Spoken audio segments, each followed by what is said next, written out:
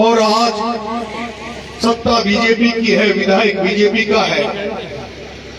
और आज भी जिस तरह से इस कार्यक्रम में आपने बाहर जा गांव में बॉर्डर से लेकर जैसे दूल्हे का गांव में स्वागत होता है, उसी रूप में आज आपने अपने बेटे को घोड़ी पर बिठाकर डीजे के साथ, पटाखों के साथ, मालाओं फूलों के साथ स्वागत करके अपने गांव तक लाए, मुझे इस मंच पे सम्मान दिया। उसके लिए मैं बाहर जाऊं और आसपास के लोगों का धन्यवाद ज्ञापित करता हूं, आभार ज्ञापित करता हूं। किसी भी कार्यक्रम में जब भाग लेने जाते हैं तब लोग उम्मीद भी करते हैं और सुनना भी चाहते हैं। ऐसे में सोचते रहते हैं कि कार्यक्रम में जा रहा हूं, क्या ऐसा बोलूं, क्या बात रखूं जो लोगों के मन में बात जमे।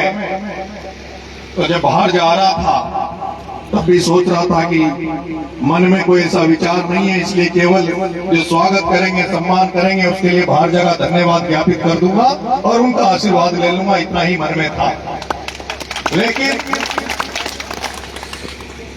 लेकिन जैसे ही मैं इस माधोपुर विधानसभा की बॉर्डर से इस विधानसभा में घुसा, मेरे पास फोन आने लगे। कुछ युवा साथियों ने फोन किया कि भाई साहब जैसे आपने फेसबुक पे डाला कि मैं बाहर जा रहा हूं, उसके बाद हमारे गांव में पुलिस आ गई, नोटिस चिपकाने लग गई, डिप्टी ढूंढ रहा है, तो हमें माफ करना, हम 4-5 गाड़ी के साथ आपका स्वागत करने आते हैं, लेकिन हम तो माधोपुर के जिले को ही छोड़ गए, हम तो इंद्रगढ़ बूंदी की तरफ है, हम तो पुलिस के डर के मारे उधर आपका स्वागत करने नहीं आ सकते। मैंने देखा, फिर मैं सवाई माधोपुर आया। जो लोग मेरे प्रचार में जाते थे, जो लोग मुझे प्यार करते हैं, वो लोग भी चुपके से आए, चुपके से आए। मैंने गाड़ी रखवाई, मेरी गाड़ी में मिठाई रखवाई, नमकीन रखवाई कि भाई साहब नाश्ता कर लेना, हम भी आपका स्वागत करना चाहते हैं, माला पहनाना चाहते हैं। लेकिन गलती से किसी ने फोटो खींच लिया तो हमारी सब पंचायत चली जाएगी, हमारी जांच हो जाएगी, हमें दुख पाना पड़ेगा। इसलिए कृपा करके इसी मिठाई को सम्मान मिल लेना, स्वागत मान लेना। दुर्भाग्य की बात है, दुर्भाग्य की बात है, आज शौर्य के प्रतीक, आज शौर्य के प्रतीक महाराणा प्रताप की पुण्यतिथि है। उस शौर्य के महाराणा प्रताप की पुण्यतिथि है जिसके त्याग और बलिदान को अपना आदर्श मानकर उनके पदचिन्हों पर चलकर नरेश मीणा अपने समाज की तो सेवा करना ही चाहता है, अपने समाज के लिए सब कुछ कुर्बान करना चाहता है, लेकिन उसके साथ साथ समाज के साथ साथ किसानों के लिए, नौजवानों के लिए, सर्व समाज के अपना सब कुछ न्यौछावर कर देना चाहता है। वो नरेश मीणा तो जनता के लिए जेल जाने से नहीं डरता, और नरेश मीणा जो मुकदमा थाने से नहीं, उस नरेश मीणा को सर्व समाज आशीर्वाद दे रहा है। सर्व समाज चाहता है कि ये जो पौधा बढ़ रहा है, पौधा जो आगे चल के सर्व समाज को फल देगा, सर्व समाज इसकी छांव में फल कर इसकी छांव की सुशाली लेगा। उसी समाज में बैठे कुछ नेता नरेश मीणा के बढ़ते हुए पौधे खाद डालकर इस नरेश मीणा नाम के पौधे को सुखा देने का प्रयास कर रहे हैं, इस नरेश मीणा को मार देने का प्रयास कर रहे हैं। और ये दुर्भाग्य है, ये दुर्भाग्य। मैं किसी से डरता नहीं हूं, मैं किसी से डरता नहीं हूं।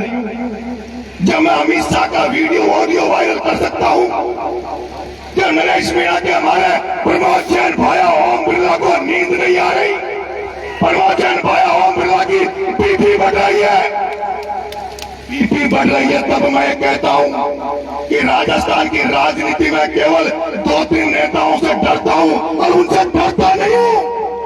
डरना तो दिमाग में है ही नहीं, ऐसी माँ से पैदा हुआ, से घर में पैदा हुआ, ये डर नाम की तो कोई चीज नरेश मीणा के चैन में नहीं है।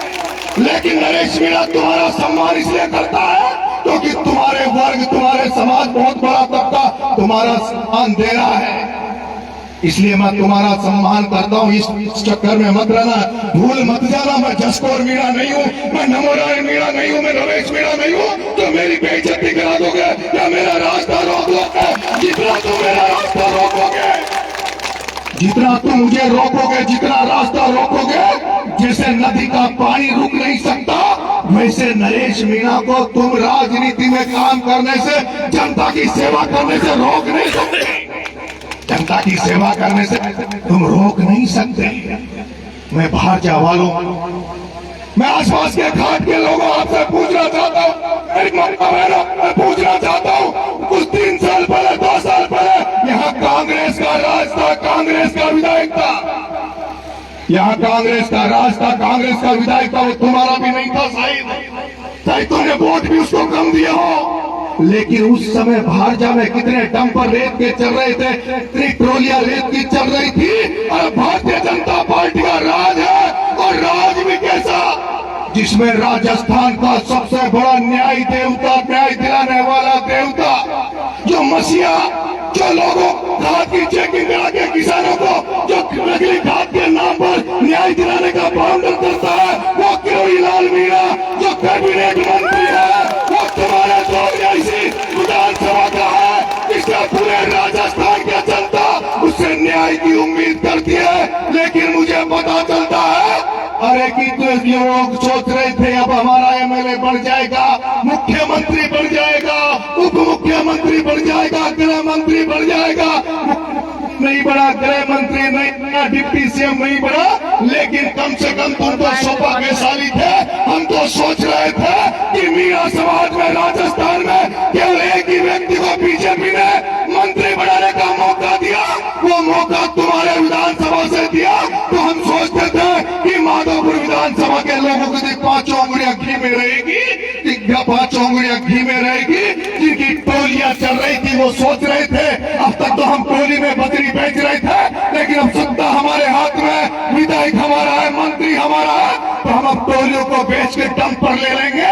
जिस टोली से 5,000 कमा रहे थे, उस डंपर से 20,000 कमाएंगे, 25,000 कमाएंगे। लेकिन दुर्भाग्य की बात है कि जैसे अंग्रेजों के काल में भी ऐसा नहीं होता था, अरे अंग्रेजों के काल में भी ऐसा नहीं होता था, जब जनता कोई सांस्कृतिक कार्यक्रम करे, जनता कोई धार्मिक कार्यक्रम करे, उसमें पुलिस नहीं आती थी, पुलिस आती थी, पुलिस आती थी, पुलिस आती थी जब कोई धरना करे, आंदोलन करे, नरेश सांस्कृतिक कार्यक्रम, सामाजिक कार्यक्रम, वो भी एक पूरे गांव द्वारा आयोजित कार्यक्रम में जा रहा है, उसमें भी तुम पुलिस भेज रहे हो। अरे तुम तो अंग्रेजों से भी ज्यादा निकम्मे हो, दादा हुए हो मेरे भाइयों, तुम कैसे जनता का भरोसा करोगे?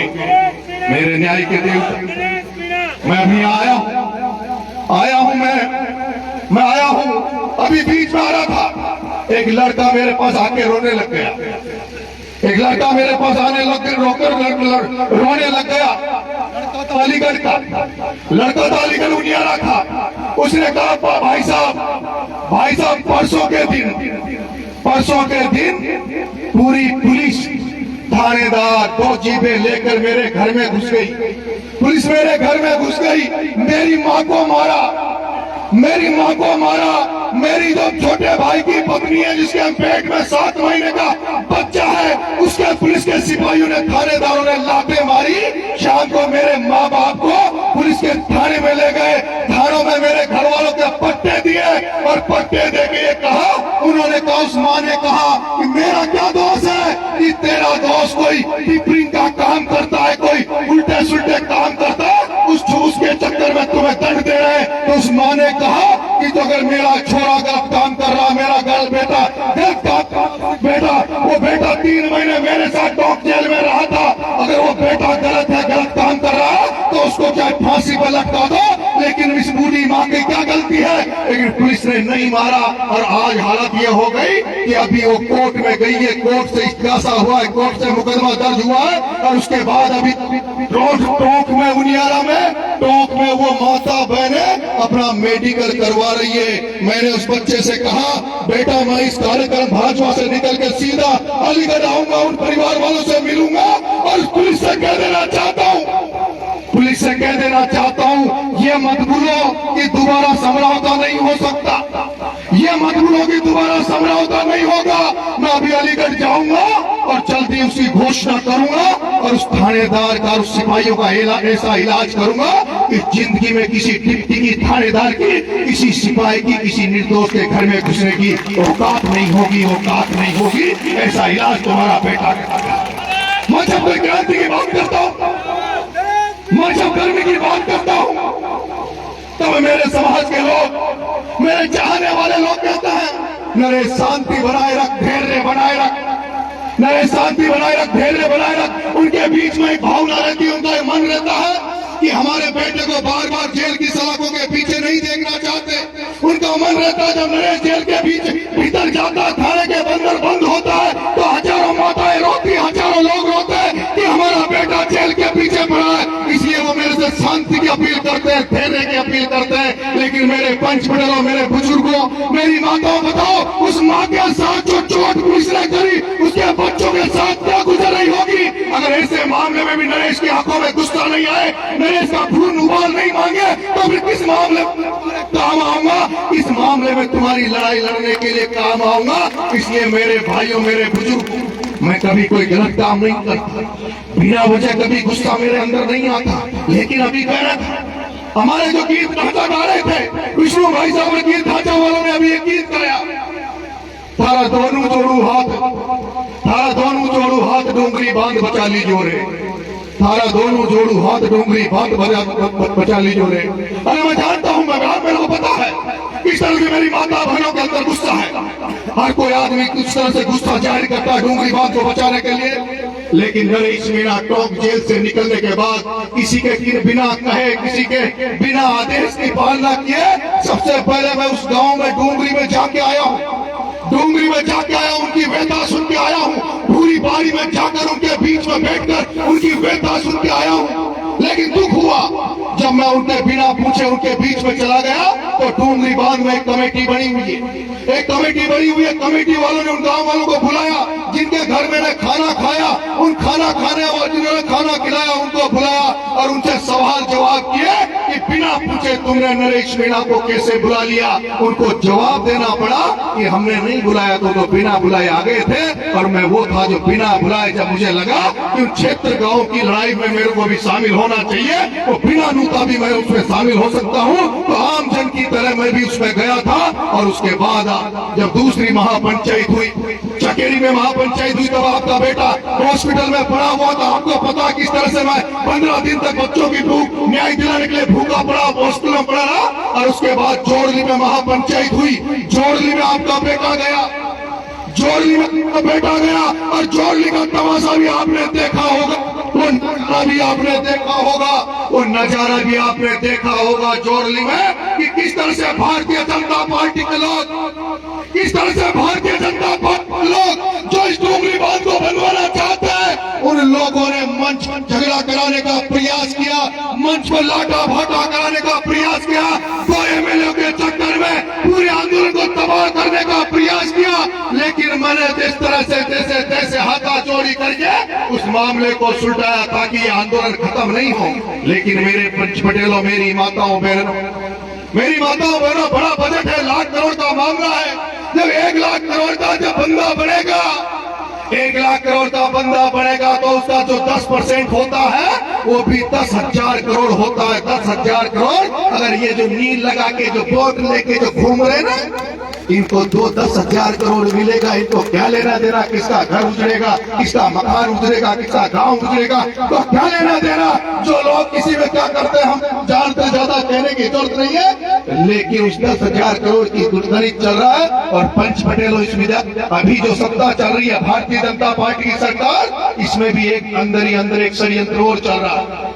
इस बीजेपी सरकार में एक षड्यंत्र और चल रहा है। और वो षड्यंत्र क्या है? वो षड्यंत्र जो दिल्ली में ओम बिरला बैठा है, जो पूरी हाड़ौती को खा गया, जो पूरी और हाड़ौती को खा गया, वो व्यापारी ओम बिरला, जिसके मैं होर्डिंग माधोपुर में भी देख रहा था, उस ओम बिरला जो हाड़ौती को खा गया, वो ओम बिरला जो पूरी बनास को खा रहा है बिशनपुर में, जिसकी विदेश से लाई हुई मशीनें बदली को निकाल निकाल के बेच रही है, वो ओम बिरला चाहता है इस गरीब बामण को सत्ता से हटाकर, इस भजन लाल को सत्ता से हटाकर और कैसे मैं मुख्यमंत्री बन जाऊं, ये एक षड्यंत्र अंदर अंदर और चल रहा है। और उसी के पीछे इस गरीब बामण भजन लाल को हटाकर ओम बिरला सत्ता का मालिक चाहता है। राजस्थान के मुख्यमंत्री भी गद्दी में बैठना चाहता है। वो ओम बिरला राजस्थान के मुख्यमंत्री की गद्दी में बैठना चाहता है, जिसने पहले किसान के पिता प्रहलाद गुंजल को कोटा की राजनीति में खत्म किया। उस कोटा में ओम बिरला ने उस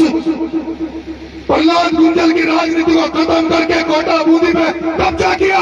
अभी उसने वसुंधरा को खत्म करके द्वारा झालावाड़ में कब्जा करने के लिए तैयारी कर रहा है। और अब वो ओम बिरला भजन लाल की सीट पे बैठना चाहता है। और वो ओम बिरला इसलिए कल एक कहलवाना था, माधोपुर में कह रहे थे डूंगरी बांध तो बढ़ के रहेगा, डूंगरी बांध तो बढ़ के रहेगा। जिस दिन मान लेंगे, जिस दिन भजन लाल कह देगा कि डूंगरी बांध बढ़ेगा, मैं कह रहा हूं नरेश मीणा डूंगरी बांध पहले भी कह गया, डूंगरी बांध में ईंट नहीं रखने देगा। ईंट रखने से पहले भजन लाल की सरकार को जमीन में गाड़ देंगे। ईंट रखने से पहले, ईंट रखने से पहले, ईंट रखने से पहले सरकार को उस ईंट के नीचे गाड़ दूंगा, नीचे गाड़ दूंगा। मुझे पता है, मुझे पता है जब किसान गुर्जर आंदोलन हो रहा था, गुर्जर आंदोलन हो रहा था, कर्नल फैसला जी जब आंदोलन कर रहे थे और जब गोलियां चली, भयंकर गुर्जरों ने अपनी कुर्बानी दी, अपनी बलिदान किया, उसके बाद वो तो महारानी थी, वसुंधरा राजे थी, जिसके कार्यकाल में सोहेला में 6 किसान मर गए, खरसाना में किसान मर गए थे। उस वसुंधरा के भी मैंने देखा है पसीना आ गया था, उसकी भी बीपी बढ़ गई थी जब 72 गुर्जरों ने बलिदान दिया। सत्ता सरकार पलटने वाली थी। एक बार भरतपुर में गोली चली मुख्यमंत्री की मौजूदगी में, भरतपुर से मुख्यमंत्री श्री चुरपाड़िया जब तक जयपुर नहीं पहुंचा, उसके पहले मुख्यमंत्री को गद्दी छोड़नी पड़ी। उसी तरह डूंगरी बांध के 80 गांव वालों, अगर पूरा डूंगरी बांध के 80 गांव एक रहे तो भजन लाल की तो क्या मोदी की भी नहीं है जो डूंगरी बांध बन जाएगी। बता रहे, लेकिन मैंने अभी जोड़ली के बाद में भी कुछ दिन जोड़ली में भी कहा, जोड़ली में महापंचायत हुई कि उन्होंने कमेटी वालों ने कहा जल्दी फैसला करेंगे, जल्दी ये करेंगे। लेकिन मुझे तो लगता है कि सरकार तो फुट पे, लेकिन कमेटी का भी कोई निर्णय नहीं हो पा रहा है। निर्णय कमेटी को निर्णय लेना होगा। मैंने कहा जिस तरह से जनता कह रही है, कह रहे कि नरेश मोर्चा समाज, जिस दिन कमेटी नरेश को कह देगी, नरेश को बेटा मानकर भरोसा कर लेगी, मैं अकेला ही डूंगरी बांध को रोकने की ताकत रखता हूं, अकेला ही डूंगरी बांध को रोक दूंगा। बस आपके आशीर्वाद और सहयोग की जरूरत पड़ेगी। ये कमेटी को फैसला कमेटी को लेना है। मुझे अभी डूंगरी बांध वाली कमेटी के कुछ लोग साथी आए, उन्होंने 21 तारीख को कोई ट्रैक्टर रैली निकाल रहे हैं, कलेक्टर का घेराव कर रहे हैं। अब मामलो मुख्यमंत्री को जो ये करे थे कलेक्टर को घेराव हमारा पसंद आओ, हमारा पसंद आओ। कलेक्टर को याद है तो मामला मुख्यमंत्री का है। क्या करेगा कलेक्टर, क्या करेगा एसडीएम, मुझे समझ में नहीं आता। मैंने जोड़ली के बाद में भूरी पारी गया था, मैंने कमेटी के लोगों को कहा तैयारी कर लो, मैं पैदल चलूंगा, डूंगरी से पैदल यात्रा निकालो, डूंगरी से पैदल यात्रा निकालो। डूंगरी की माता बहने बच्चे बुजुर्गों को लेकर डूंगरी से रवाना होंगे। डूंगरी वाली माता बहने बच्चे बुजुर्ग, प्रत्येक गांव में एक बच्चा नहीं बचेगा, सारे लोग भूरी पहाड़ी तक जाएंगे। भूरी पहाड़ी के लोग कांकड़ पर लेने डूंगरी वालों को आएंगे, डूंगरी वहां सभा होगी, उसके बाद डूंगरी वाले चले जाएंगे। फिर जो भूरी पहाड़ी हो अगले गांव में पूरे बच्चे अगले गांव में पैदल पैदल जाएंगे, फिर अगले गांव वाले उनको लेने वहां कांकड़ पे आएंगे। इस तरह से पहले तो पूरे क्षेत्र 80 गांव का भ्रमण करो, पैदल यात्रा करो और उसके बाद फिर एक जगह निश्चित करो और उसमें ऐसा पड़ाव डालो, ऐसा करो मरो का आंदोलन करो जिसमें भजन लाल को आके जवाब देना पड़े, उसकी मंत्रिमंडल को कमेटी को आकर जुकाब देना पड़े, उनको स्पष्ट करना पड़े कि बांध बनेगा कि नहीं बनेगा। जो लोग जिनका सरकार में कोई लेना देना नहीं कुछ नहीं है ना, वो कह रहे डूंगरी बांध बनेगा, बना लेना, तुम्हारी माँ की दम हो तो आके बना लेना, एक बार लोग भरोसा तो कर ले। बहुत बहुत धन्यवाद, आपने मान सम्मान किया उसके लिए बहुत बहुत धन्यवाद। आप लोग आशीर्वाद रखना, विश्वास दे के जा रहा हूँ, विश्वास दे रहा हूँ, कभी जिंदगी में ऐसा काम नहीं करूंगा, ऐसा काम नहीं करूंगा।